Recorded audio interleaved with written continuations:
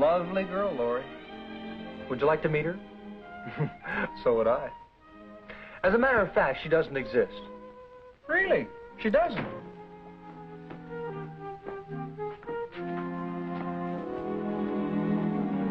All right, where is she? Pete, I've told you. Purely a product of my imagination. Paul, you may have a certain bumbling charm, but you cannot imagine your way in out of the rain. Oh, that's all in the past.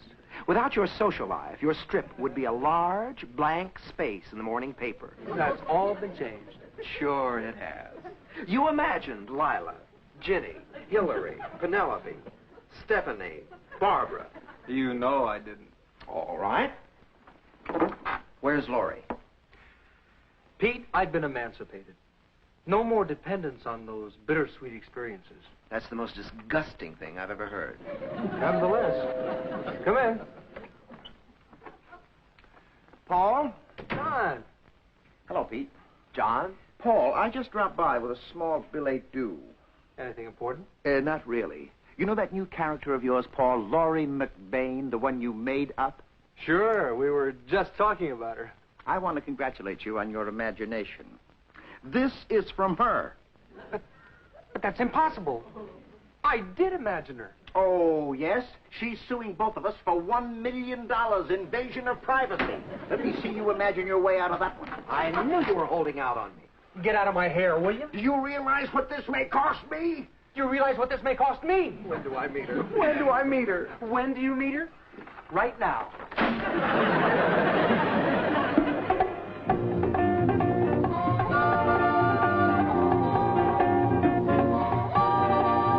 Tab Hunter Show.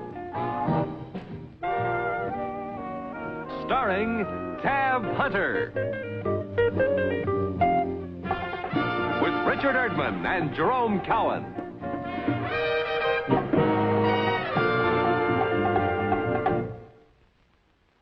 Brought to you by West Clocks, world's largest manufacturer of timepieces.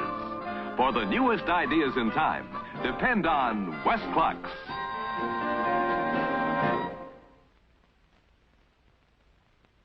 Mr. Westclocks, my sister here has worked up an act to dramatize Westclocks' ladies' watches. Sir, I can see her on the TV now. For our ballet series, she starts out with a dainty pirouette. Warren, I really think all we have to do to sell our watches is to let the ladies see them. What woman can resist their exquisite design, their delicate fingertip size, or their tiny price tags from $13.95? This is her demonstration of our famous Westclocks features. Shock resistant, unbreakable mainspring. Next, she interprets our Coquette series. Once again, Warren, all we need do is tell the ladies they can get a smart, dependable Coquette at a low enough price so they can own more than one and change watches as often as their hairdos. And don't forget, all our watches have earned a good housekeeping guarantee seal. Watch this, sir, the big finish. Can she do that again?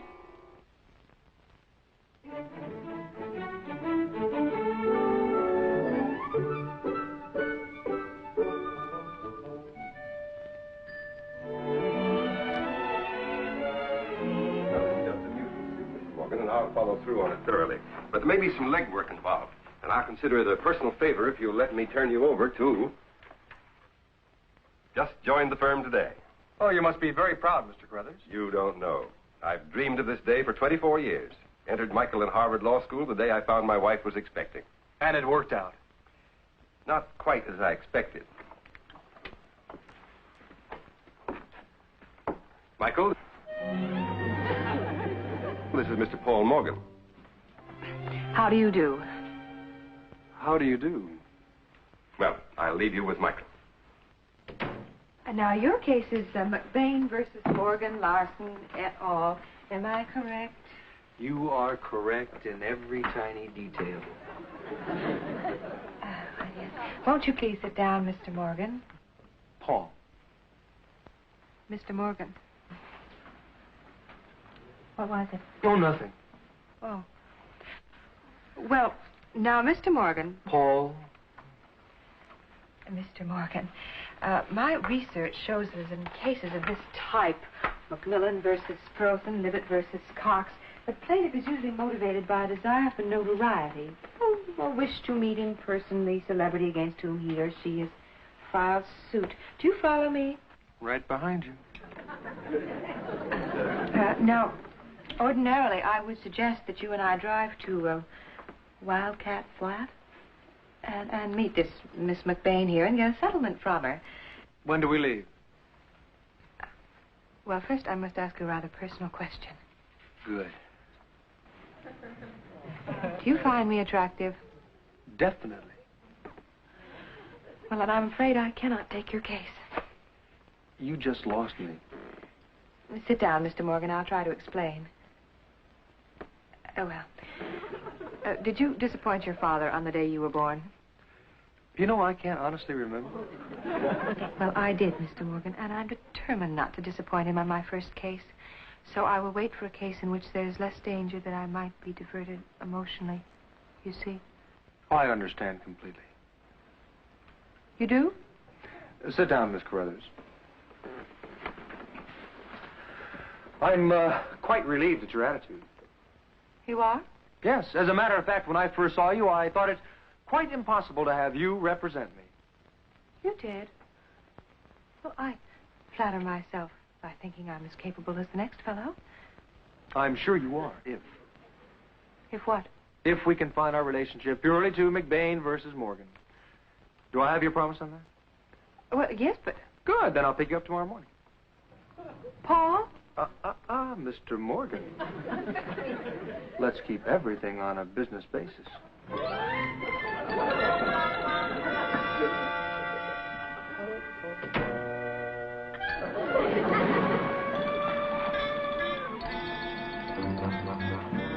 Well, why are we stopping?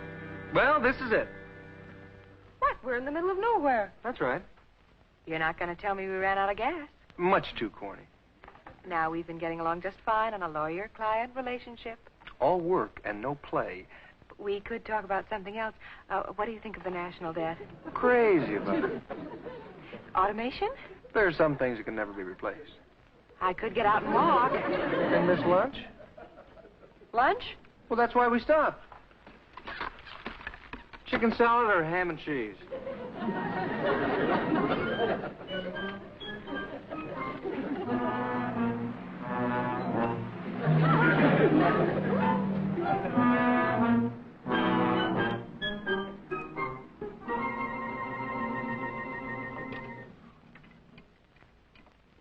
Very strange. Isn't it? No. I mean, you've never been to this town before. Positive. But you've drawn it so perfectly in your strips. Coincidence. But this street, even the name of the saloon. Pure coincidence. Are you certain, are you absolutely certain that you're not holding anything back? Michael, I'm holding back so much it frightens me. No, I mean about the case. My case is in your hands. But how will I explain to the Bar Association? They'll never know. Strangers in town? What brings you to Wildcat Flat? Well, we're here on business. On business. Fine. I used to be in business myself. We're looking for Laurie McBain. Laurie McBain. We're looking for her. You looked in the glove compartment? Now, sir, I am Michael Carruthers. This gentleman is my client, Mr. Paul Morgan. I'm an attorney. She really is. Well, congratulations. Say, why don't you come inside and have a nice, cool drink?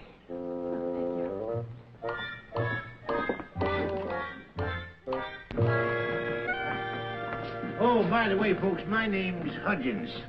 I tend a little bar around here, and I'm also the proprietor. We haven't had much business since about 1888, but I'm expecting another boom. In gold or silver? Oh, I'm not particular. I'm also mayor of the town, and sheriff, and justice of the peace. Most folks call me judge, or did before they moved away. Now, you try that. Pure spring water. Oh, that's very good. Uh-huh. You, know Laurie McBain? Sure. It's my court she filed suit in. Against you, wasn't it? Why, yes. $1 million. See, now, that is a little high. But, you know, I think if you and me got together, Counselor, we could settle for, $500,000. The suit was filed in your court, and you're acting as lawyer for the plaintiff? Why not? I'm her uncle. Well, that'll be $2 for the water. Her uncle? $2 for water. Some folks argued real well. Don't you pay him a cent, Paul. I'm going to call my office and have them check up on you. The phone right back there. I've got a lock on it. It's a $10 service charge. Well, then I'll use another phone. Only one in town. Well, you'll unlock it for nothing.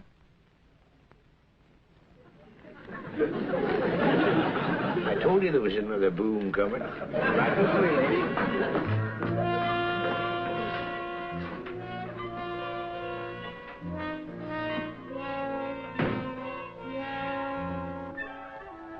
Guess who? Not Lori. Paul, you came. I shouldn't have had that spring water. You're not mad at me because I filed suit. Because really, Paul, it's the biggest thrill of my life to be in your strip. It's just about the only thrill of my life. But how? How did you get there? Well, you put me there. But how did I know about you? Well, why shouldn't you? I've been sending you fan letters in my picture ever since your strip started. Lori, I get fan letters from all over the country, and while I would like to read them, That's it. That must be it. What is? Well, I probably glanced at one of your letters sometime, and it registered on my subconscious. That's why I thought I invented you. It's like a play by Tennessee Williams or one of those. And I was so proud of myself. You're disappointed in me? No, not a bit. I think, you're perfectly fine. You're making me very shy. What? Well, all those things we've been doing together in your strip. I've enjoyed every minute of it. Would you want to gather up some new material? Lori, there is the matter of the, suit. I'll drop it. And sign a release? I'd love to. Shall we seal the bargain? That's the least we can do.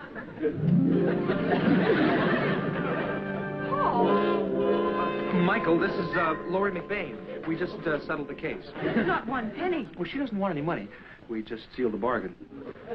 Why, that's the oldest shakedown racket in the world, and you fell for it. That's the Badger game. Who's she? My lawyer. Look, Michael, she's going to sign a release. You've just won your first case, please.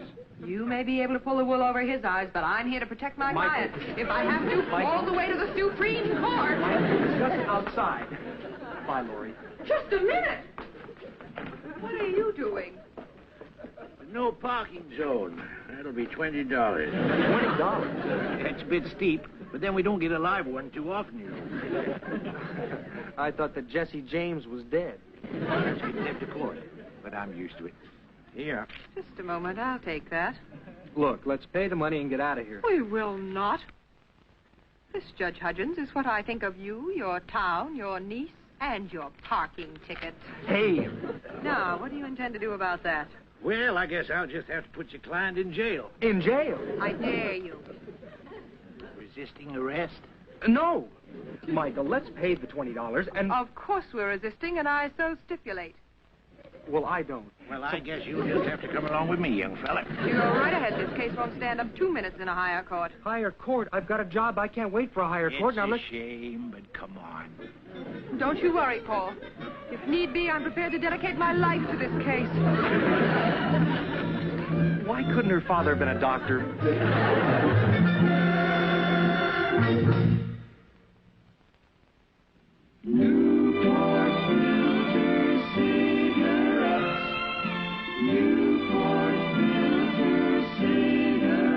In a quiet, hidden lagoon where the gentle waves foam against the shore, here you will find the cool, clean refreshment so characteristic of Newport.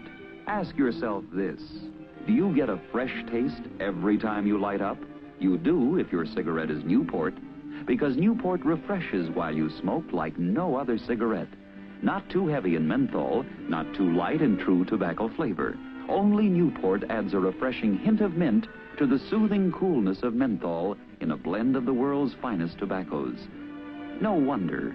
It's so refreshing while you're smoking Newport filter cigarettes. Newport filter cigarettes. The judge was fair. He gave me my constitutional right to one phone call for a $10 service charge. Since I didn't see any point in calling my lawyer, I called Peter Fairfield to come up and post bail. Howdy, partner. Did you post bail? Judge will be right over.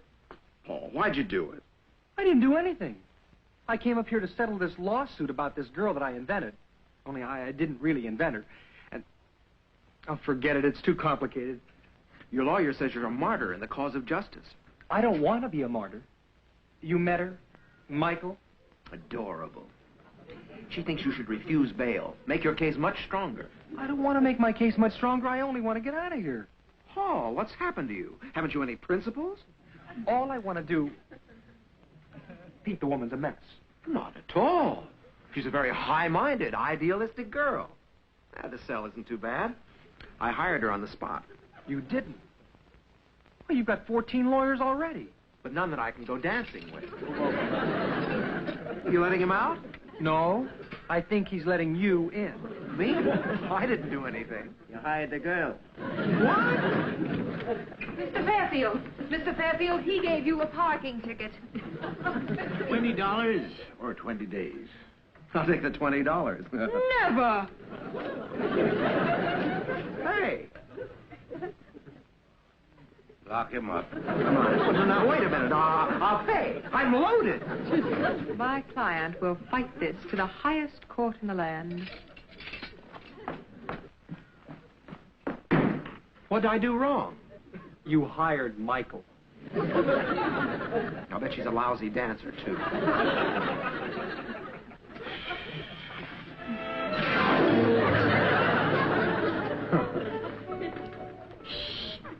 Trying to get you out. Well, well, well. Whose little lawyer is this? Whoa, you're going to bail us out? Shh. No. Hand me the leg from that stool. Why?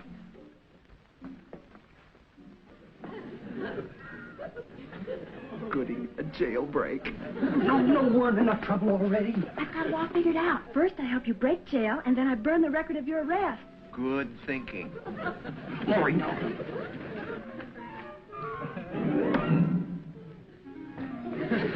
You didn't hit him very hard, did you? You want me to hit him again? No, just open the door.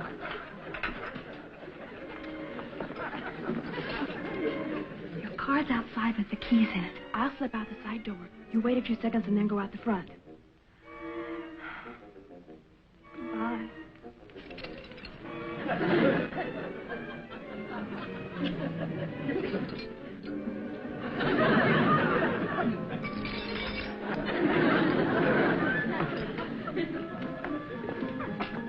Small town, but lots of action. Come on, let's revive the guard.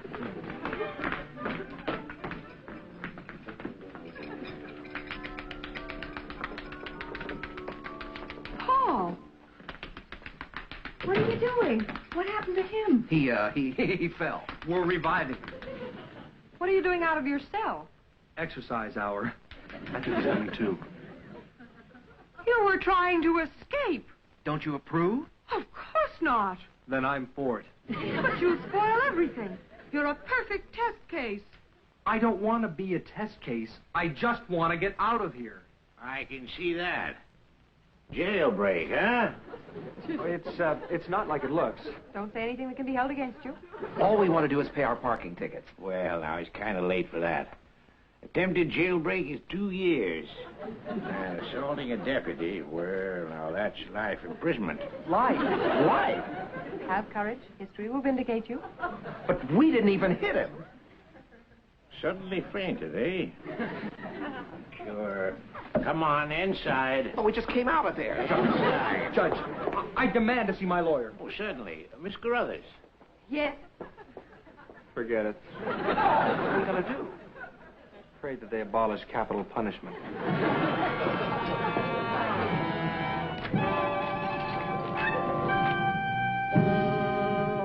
Not guilty. Gildy? Gildy? Stop it, will you? Stir crazy? We've only been here overnight.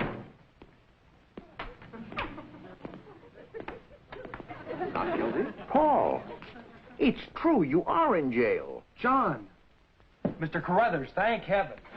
What are you doing in this cell? I'm waiting for someone to get me out. Me too. Paul, you're 2 days behind on the strip. What happened, Mr. Morgan? You came up here to settle a simple nuisance suit, and now you're charged with every crime in the book. Well, it all started out with a parking ticket. Parking ticket? Why, this Judge Hudgens says he has enough to send you up for life. Paul, if you are convicted, do you think you could draw the strip in here and send it in? Well, now, wait a minute. What about me? You had nothing to do anyway. I resent that. Quiet. Gentlemen, please. Good afternoon, Your Honor. Afternoon. Be with you in a minute. Let me do the talking. That's what your daughter said. I'm beginning to understand the problem. Well, well. I see the old jail doing business again. First full house since 1905. Say, don't let your daughter take on any more clients. You only got one cell. Judge, what are your plans for these men? Speedy trial and a fair sentence. Maybe 10 years. 10 years? 10 years? He's out of his mind. If I was as young as you, young fella, 10 years wouldn't mean anything to me. How do you turn state's evidence? And what if we plead these men guilty, Judge? Well, now, I might let them off with a stiff fine. Of which you get a percentage. I believe so, yes. We'll pay. Paul may not be able to draw in jail at all. Right. Nonsense. This is an out-and-out miscarriage of justice, and we plead innocent. What? Again? Please pay the fine. He's even worse than his daughter. Carruthers. Innocent. Well, suit yourself. I'm agreeable either way. Well, I'm not. You will send these men to the county seat jail after conviction? Well, of course. But you'll have to keep them here until we exhaust our appeals. That may take years. Years? Hey, now, I can't board and feed them for years. That's the law, and I'll hold you to the letter of it. Come, Mr. Lawson. Hey, now, hold on. These two fine young fellas locked up all that time. Maybe we could compromise on a fine of, say, $200. Not a cent. No. Well, wait, hey, how about 50 and Laurie will sign a release on the suit? Nothing. Come, Mr. Lawson. Now, wait a minute. All right, take the keys and do as you darn well please.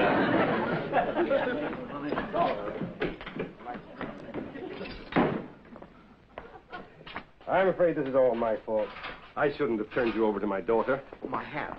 She'll be disappointed to see me a free man. I expected too much of her. So she tried to be Clarence Darrow on her first case. Well, I'll have to shatter her dreams. Let me talk to her then. Would you? I'd certainly appreciate it. Hey, what about me?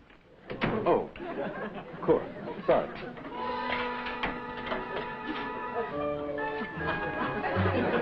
Your Honor, ladies and gentlemen of the jury, in my many years before the bar, I have encountered in the course of my duty score upon score of hardened criminals. Now I think I know the criminal face as well as any person here in these United States. The learned prosecutor will also tell you that the evidence against my client of cold, calculating, first-degree murder with premeditation is overwhelming. I agree, and I do so stipulate. Finally, the learned prosecutor will tell you how Paul Morgan, with his own hunting knife, stabbed to death his beautiful blonde fiancée, whom he hated. Ladies and gentlemen, the corpse was stabbed by a left-handed man. Paul Morgan, since the day of his birth, has been right-handed. I'm ambidextrous. I was just trying out my voice. Very good, too. You're holding my hand. I know. How'd you get out? Well, your father thought the case was so big, he came up here to help out. Oh. He's worried about my emotions getting the better part of my judgment. He needn't be. You're not going to let go of my hand? No. All emotions under control. Positively? No involvement. None? I'm merely an instrument of justice capable of looking past you to the larger struggle. What are you doing? Nothing personal. I'm just storing up memories for the long years in jail, all right? I guess so.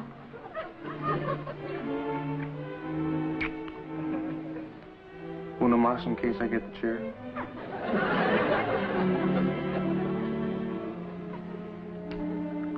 Oh, Paul.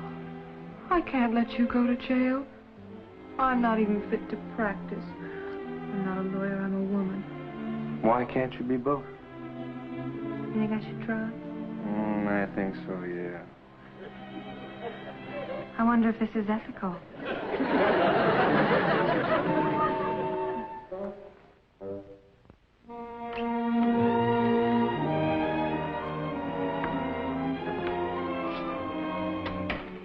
Lovely evening. Lovely evening. I hate to go home. I hate to take you home. Case to argue in the morning.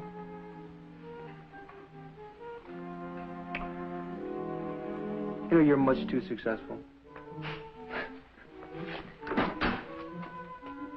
What's the matter? Nothing. Paul, this is ridiculous. You were parked in your own driveway. Give me that. Oh, I'll pay you. I don't mind. Oh, you will not. Would you take $2,000 in cash for your car and trailer?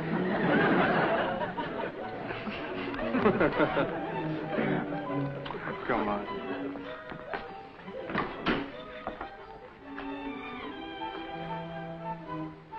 Whew, that was a close one.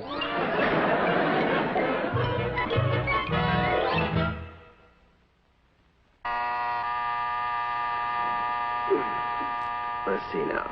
Do I want 5 minutes more sleep or 10? 5.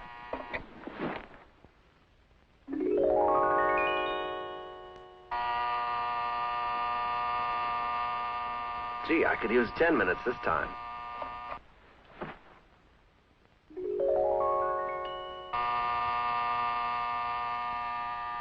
Man, you just can't oversleep with this new West Clock's drowse. You just click this, it wakes you after 5 or 10 minutes extra shut-eye. Now, I'm not one for luxury, but who can resist the luxury of sleeping 5 minutes more, especially when it costs so little? How much did we pay for it, Winslow? $5.98? You mean the West Clock's drowse alarm, sir? It was $6.98. You wanted the one with the luminous dial. Can I help it if I'm afraid of the dark?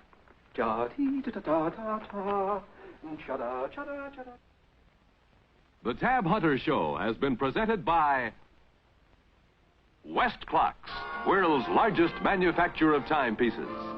For the newest ideas in time, depend on West Clocks.